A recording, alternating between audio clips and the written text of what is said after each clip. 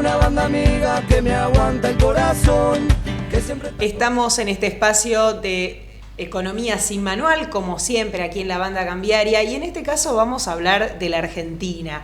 La Argentina fue una potencia, es lo que siempre dice el presidente de la Nación, y nos lleva a quizás un siglo y medio atrás. ¿Esto es así realmente? ¿Puede serlo la Argentina? Bueno, vamos a hablar con quienes saben de esto, y hemos traído a una docente espectacular, porque aparte se ha venido con todo el material bibliográfico. Nos da un poquito de miedo, a lo mejor Álvaro quizás nos tome algún examen, ¿no? Veo ahí un libro muy poderoso, lleno de estadísticas y números, así que acá vamos a resolver el misterio de Javier Milei, que en forma recurrente habla de la Argentina potencia, de la decadencia de la Argentina a partir de los gobiernos populistas que obligan a recuperar una cierta Argentina mítica de fines del siglo XIX, principios del siglo XX, donde éramos una potencia mundial. Eso es lo que dice Javier Milei. Acaba de cruzarse hace pocas semanas con una historiadora por este tema, y nosotros vamos a dilucidar ese misterio acá con Norma Lanciotti. Exactamente, la voy a presentar a ella. Es Norma Lanciotti, docente de Historia del Pensamiento Económico y también de Historia Económica y Social General en la Facultad de Ciencias Económicas de la Universidad Nacional de Rosario. Gracias, Norma, como siempre, por estar aquí, por llegarte y por traer todo tu saber y tu bibliografía. ¿Qué tal? ¿Cómo están? Muchísimas gracias por invitarme. Y un poco, o sea, justo anoche pensaba como esta sensación encontrada. Por un lado, decir, es bastante agotador tener que estar, o sea, que todas las personas que estén formadas en algo tengan que estar todo el tiempo rebatiendo las mentiras que se dicen desde la presidencia, porque es así, la verdad que son mentiras, o mitos, la forma discursiva que hoy se tiene hace que todo el tiempo estemos tratando de volver y decir, no, pero la verdad es esta, la evidencia empírica dice esto.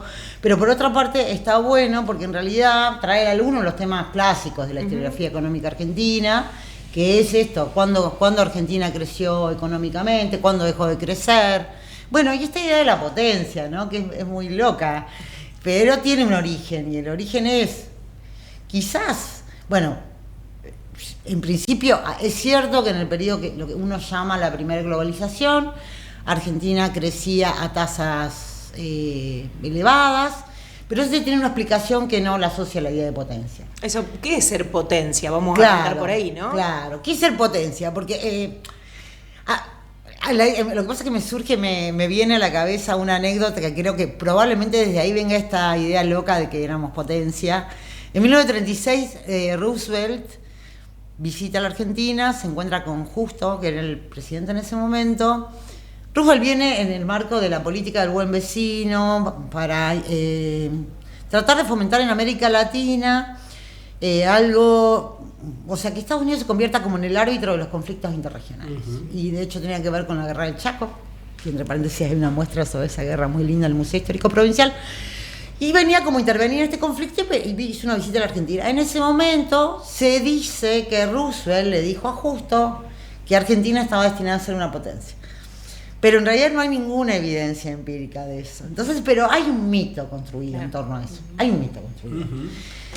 ¿Cuáles son las bases de ese mito? Bueno, en realidad hay un crecimiento importante de la Argentina, como decíamos, entre 1870 y 1914. Pero es el crecimiento del PBI. ¿Qué es el PBI? El Producto Bruto Interno, o sea, la producción de un país que uno la mide como PBI, la mide como PBI total y la mide como PBI per cápita, o sea, por persona. Entonces está relacionado también, hay una relación de producción total y una relación de cuánto producimos por persona, ¿no? Es el PBI per cápita. Es un indicador del crecimiento, ¿no? Del crecimiento económico. Es un indicador de un crecimiento. Pero ¿qué pasa? El crecimiento es reversible. O sea, uno puede tener un periodo de crecimiento, un país puede tener un periodo de crecimiento económico y un periodo de decrecimiento económico. No solo la Argentina es ejemplo de esto, ¿no? Hay otras economías del mundo, periodo de crecimiento y decrecimiento.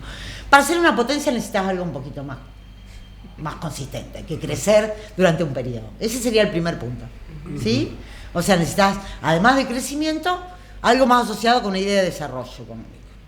Y ya cuando hablamos de desarrollo económico, si bien en los 50 se medía exclusivamente a partir del crecimiento del PBI, en realidad el desarrollo económico es una noción más compleja que implica algo que no se puede revertir tan fácilmente. Una tasa de crecimiento hoy creces, mañana no creces. Los últimos 10, 15 años, desde 2011 en adelante, Argentina no se crece, ¿no? Antes se crecía, digamos, hay o sea, se crece, crecimiento de crecimiento. El desarrollo implica un proceso donde es más difícil volver atrás. O sea, no es solamente un crecimiento económico, es un cambio en la estructura productiva. Algo de la estructura económica. Un cambio en la estructura productiva, una diversificación productiva, un desarrollo tecnológico, y después si esto lo complejizamos, con las cuestiones que tienen que ver con indicadores del desarrollo humano, también, o sea, índice de escolaridad, alfabetización, esperanza de vida, todo eso contribuye a pensar que es una economía desarrollada y que es una economía no desarrollada. La potencia está dada justamente por otro tipo de indicadores que no son exclusivamente el crecimiento económico. Entonces, eso como para arrancar. ¿Sí? Claro. O sea, esa sería la primera objeción a esta idea de potencia. Sí. Y a partir de ahí, igual, bueno, hay indicadores, vos decías que Argentina tuvo un crecimiento importante en el último tramo del siglo XIX hasta principios del siglo XX. Todos estimamos que es a partir de también su inserción en el mercado internacional, a partir de la agroexportación y esas cosas. Pero eso es, digamos, es el lugar al que hay que volver. Bueno, efectivamente decíamos, Argentina tuvo lo vemos acá, para eso trajimos los libros. A ver. Que eso, tenía un Producto Bruto Interno en 1900 de $13.691. Dólar Gini Cummings, que es una medida que crea Angus Madison, que es el economista que citó Milei en su momento. Angus Madison es un economista del desarrollo, un tipo muy preocupado justamente por temas de crecimiento y desarrollo.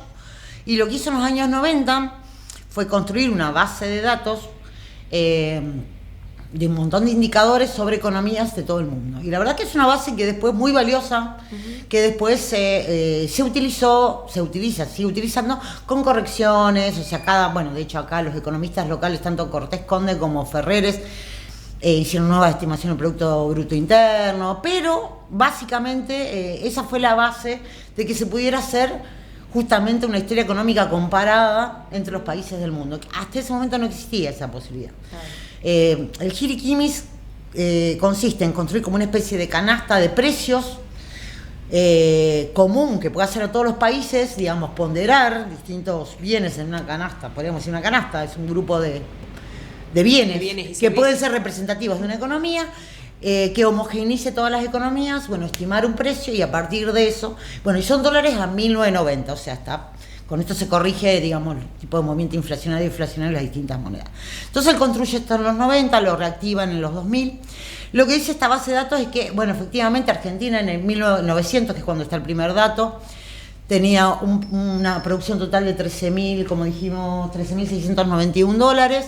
Y además un PBI per cápita, recordemos que Argentina es un país poco poblado, más allá... En eso tiene mucho que ver la población. Exacto, porque en este momento si vemos Brasil, la producción de Brasil es mayor, pero el PBI per cápita brasileño por supuesto era mucho menor, porque la población brasileña es mayor y eso vamos ahí a razones históricas que tienen que ver con migración, con el peso de la población negra, indígena, que en Argentina no estuvo.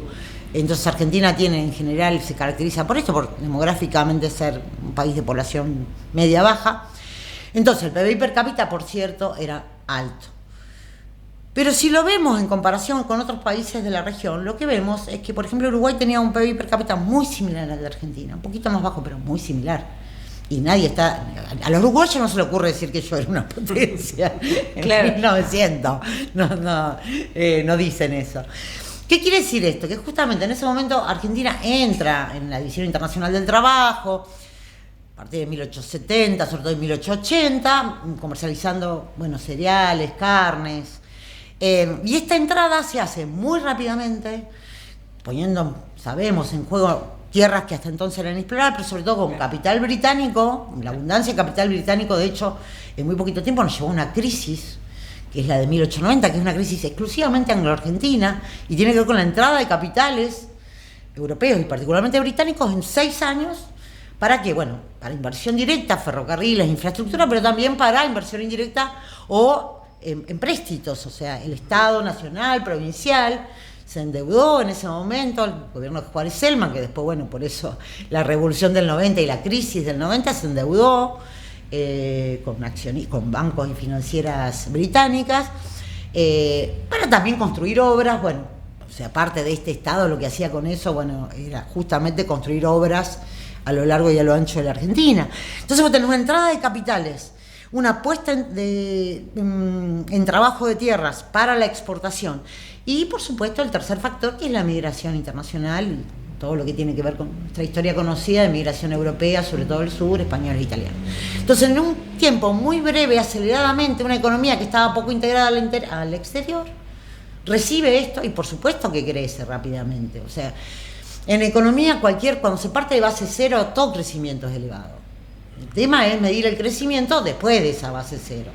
Entonces, cuando comparamos a Argentina en ese momento, que lo hacen muchos economistas, historiadores, después la otra, ¿con quién comparamos? Si comparamos... Acá. Sí, eso te iba a preguntar, ¿con quién comparamos? Vos mencionaste Uruguay, digo, pero también hay otros países en la región que a lo mejor tienen las características de la Argentina, ¿o no?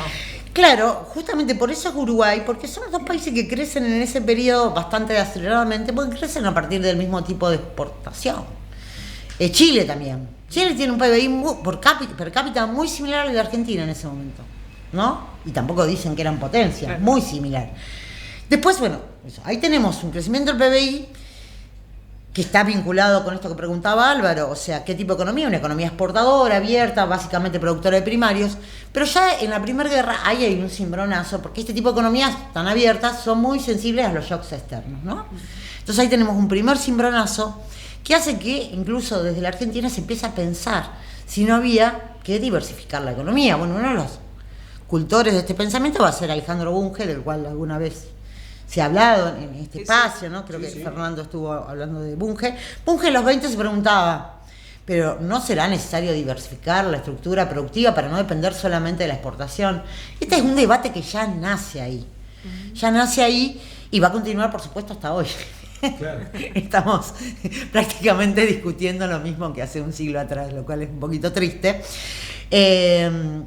¿Por qué? Bueno, justamente porque en los 20 igual hubo un crecimiento importante, una diversificación productiva y una pregunta. El 30, por supuesto, en 1930 la crisis cerró toda posibilidad de seguir discutiendo esto porque ya ahí obligadamente las economías se cerraron en el mundo.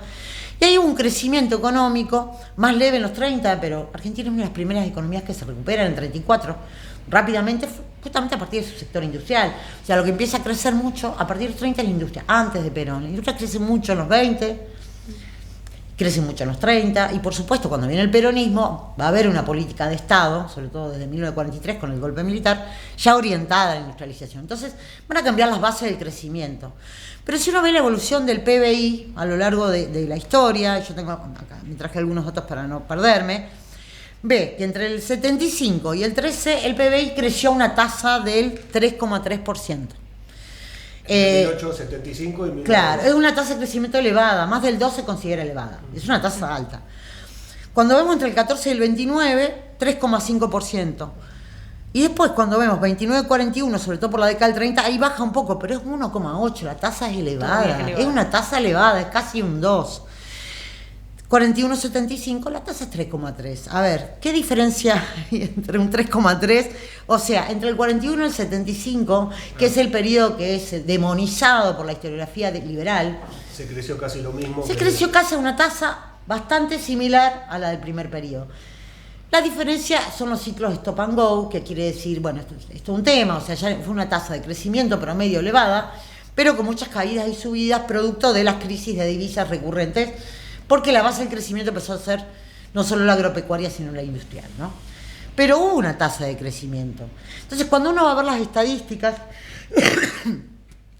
la historiografía liberal construye, esto de Milei no es una casualidad, ¿no? O sea, la historiografía liberal hace años que también viene proponiendo esta idea de que Argentina fue un país que creció mucho y que tenía muchas posibilidades pero que bueno, a partir del 30 fue, digamos, un cimbronazo, pero que sobre todo a partir del peronismo fue un cimbronazo. O sea, hay una historiografía liberal que defiende esto. En esto está también Gerchunov, o sea, Pablo Gerchunov, que es un economista que suele ser muy mediático, pero él tiene esta idea hace 30 años, qué sé yo, o sea.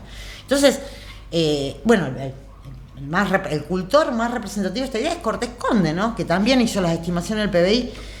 Y Cortés Conde, que siempre ha militado, podríamos decir, porque militado básicamente, es muy antiperonista Cortés Conde. Esta idea de que en el 45 empieza el declive argentino. Y la verdad es que no hay evidencia empírica para eso.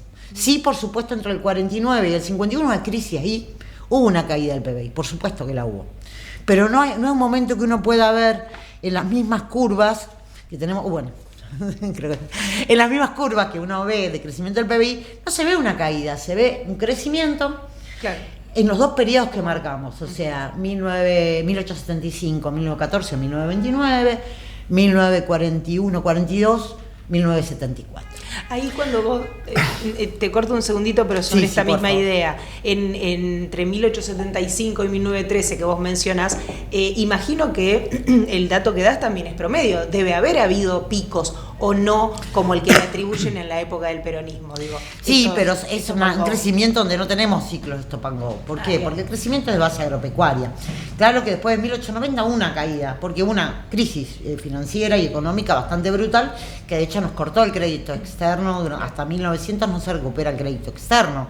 O sea, se suspenden todos los empréstitos en 1890, cambia el gobierno, asume Pellegrini, viene toda una política de austeridad y un desarrollo hacia adentro. Entonces ese periodo se creció un poquito menos, pero en general las tasas de crecimiento del periodo son elevadas, pero las del periodo que mencionábamos también. Entonces decía lo de Cortés Conde, porque a un Cortés Conde, volviendo a estimar el PBI, ayer cuando retomaba esto para venir hoy, es que leía este párrafo y me parecía muy significativo. Y se parece advertirse que la Argentina, a partir de algún momento alrededor de la mitad de este siglo, comenzó a retrasarse respecto de los países mencionados. ¿Quiénes son los países mencionados? Bueno, Cortés Conde está comparando Argentina con Francia, con Alemania, con Estados Unidos. ¿Con quién estamos comparando? O sea, es imposible comparar Argentina con Estados Unidos. Estados Unidos sí es una potencia. Estados Unidos es una potencia. Y no lo es porque haya tenido un PBI alto. O sea, nos llevaría mucho tiempo explicar por qué Estados Unidos es una potencia y desde cuándo lo empieza a hacer, que es del siglo XVIII. Francia lo mismo, son países realmente desarrollados. Argentina tuvo una posibilidad de desarrollarse en cierto momento de su historia. Esa posibilidad fue truncada por la dictadura militar, básicamente. Y bueno, y desde entonces tenemos, digamos, una economía muy fluctuante y en los últimos 15 años directamente no hay crecimiento, lo cual es preocupante, porque nunca hubo un periodo de caída de la actividad económica como el que estamos viviendo desde 2011, desde 2011 en adelante. Eso no pasó nunca. Entonces, eso sí es preocupante. Entonces digo, Argentina no podemos compararla con Estados Unidos. Entonces, no es solo Milei, digamos. Hay una historiografía liberal que con más datos, pero que igual totalmente ambigua, la frase de Cortés Conde, que fue la persona que estimó además el PBI, corrigió a Madison, muy levemente, digo. Sí, pero así todo, el momento en que él ve la fase donde se empieza la decadencia, no tiene no tiene un sustento, y las mismas curvas que él presenta en el libro, uno no ve claramente una caída. Entonces ahí te das cuenta que lo ideológico a veces pesa. Yo creo que la discusión entre Milei y Camila Perochena también tiene que ver con eso, con que lo ideológico pesa, y lo que dijo Camila muy naturalmente en ese momento, porque hay consensos historiográficos al respecto. Los historiadores, más allá de historiadoras, más allá que tengamos distintas líneas, hay ciertos consensos. Y tenemos una línea historiográfica que sabemos que dice que desde el 45 no crecemos, que es la línea ideológicamente antiperonista. Y después tenemos otras líneas que no necesariamente puede ser peronista, antiperonista, no, porque en realidad la historiografía no se divide por peronismo, antiperonismo, y menos en lo económico, que a partir de los datos ve que en realidad la caída, y lo vemos en los datos de Madison y en los datos de Cortés Conde, empieza, por supuesto, después del 75. Si uno tiene que ver un periodo donde la economía argentina deja de crecer, es después del 75, ¿no? Entonces, en los 70, si bien hay el que crece mucho, que es el 77, pero después en realidad no fue bueno el desempeño económico durante la dictadura cívico-militar. Y en los 80 tenemos una década perdida que tiene que ver con la crisis de la deuda, Alfonsín, etc. En los 90 hay una recuperación económica durante el gobierno de Menem, por supuesto, y después hay caída y recuperación en el 2003 en adelante hasta el 2011, caída. Pero si uno puede ver en tendencia, secularmente, si uno piensa ciclos, hay otra línea que ve claramente que la caída está en los 70. Entonces tenemos dos líneas enfrentadas. Pero lo que tenemos claro los historiadores, las historiadoras, que es el consenso al cual aludió Camila espontáneamente, y por eso es que en general en la política y los gobiernos hacen un uso político de la historia. Eso es inevitable. Historiadores y políticos estamos en lugares opuestos ahí. Siempre va a haber un uso político de la historia. Lo hubo en el gobierno anterior, más orientado a la construcción o a la reconstrucción de la historiografía nacional, revisionista, más en lo político y no tanto en lo económico, por supuesto, y lo hay en este gobierno centrándose en supuestamente las bases de Alberdi, pero bueno, el caso de Milei, por supuesto, hay diferencias porque, bueno, por un conjunto de razones. Digamos, por esto, ¿no? Porque discute públicamente con una historiadora en base a evidencia, no es correcto lo que dice, y sobre todo por ahí los modos, digamos, o sea, de esto se está hablando un montón, ¿no? Sí. No es un detalle, el modo no es un detalle, la forma es también parte de una estrategia de gobierno que se está naturalizando y que hay que desterrar, supongo, este caso prontamente. Un presidente enfrentado a una historiadora, digo, claro. También la dimensión, ¿no? Claro, ella dio en el punto débil, perdón. No, digo, es una forma de interpretar la historia, pero atropellando para imponer una exacto, forma de interpretación. Exacto. Es muy violenta, digamos, la forma de intervención. Y bueno, yo creo que Camila ahí dio en el palo en el sentido de decir hay un uso político y bueno, se dio eso. Y bueno, y este tema quedó en la palestra. Pero bueno, y yo creo que hay algo de los ecos estos, que yo creo que Argentina, los argentinos, la Argentina, tenemos una idea, porque este tema es un tema sobre el que se vuelven los 50 los economistas, Ditela, Zimmermann, el tema del desarrollo era fundamental. ¿Por qué no nos desarrollamos? La pregunta empezó en los 50. Porque hay otros países que en ese momento hicieron un salto. Latinoamérica en general no lo hizo. Y si seguimos comparándonos con Australia y con Estados Unidos, bueno, la sensación de fracaso va a ser eterna.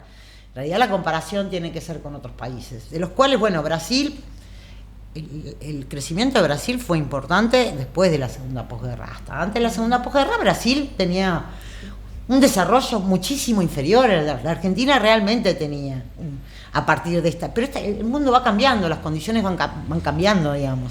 Y las políticas de Estado también definen. Entonces la política brasileña, que fue en su momento de industrialización, control del Estado, etcétera, bueno, se reveló exitosa, digamos, en ese caso, con un mercado interno distinto, con otras razones. Si tomáramos solo el PBI, tendríamos que decir, por ejemplo, que Venezuela ha sido una potencia en los años 40-50, porque el PBI de Venezuela estalla en los 40. Claro, y es 3 veces... Ahí, claro. Y bueno, porque, o sea, ese es el error de creer que a partir de la explotación de una materia prima, un recurso natural, nos vamos a convertir en una potencia. Nos puede pasar también lo de Venezuela.